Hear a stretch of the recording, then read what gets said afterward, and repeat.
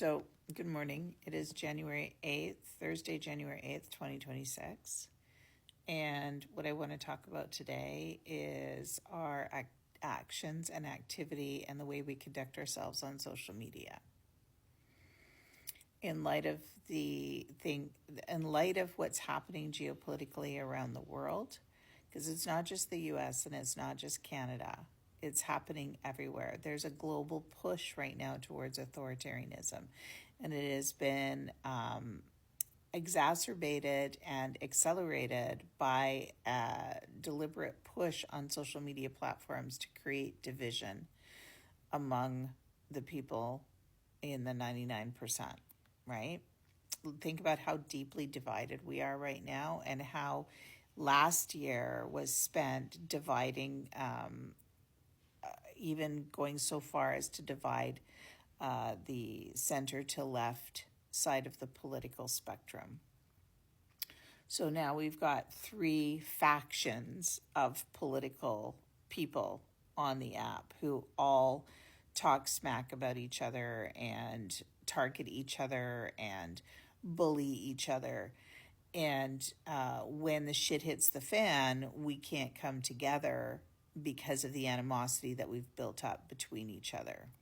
Now, I'm not saying that you should sit at a table with people who are openly fascist or people who are Yazis. That's not what I'm saying here. But just be cognizant of the fact that your actions on social media and how you treat an average person on social media, it actually has real world consequences. It breaks community and it keeps us divided. And when we're divided, we're much easier to manage, and authoritarianism can come right up the middle.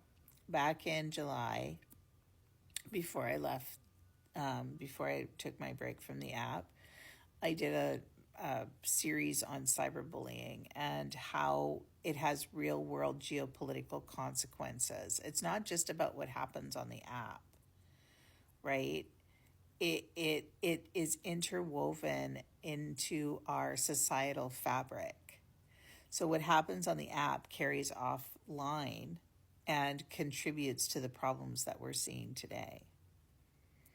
We need community now more than ever.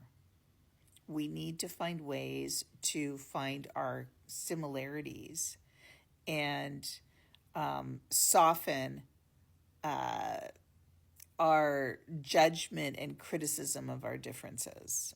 And again, I'm not talking about people who are like actively militant. That's not what I'm talking about here. But honestly, like, if shit hits the fan, we're in big trouble.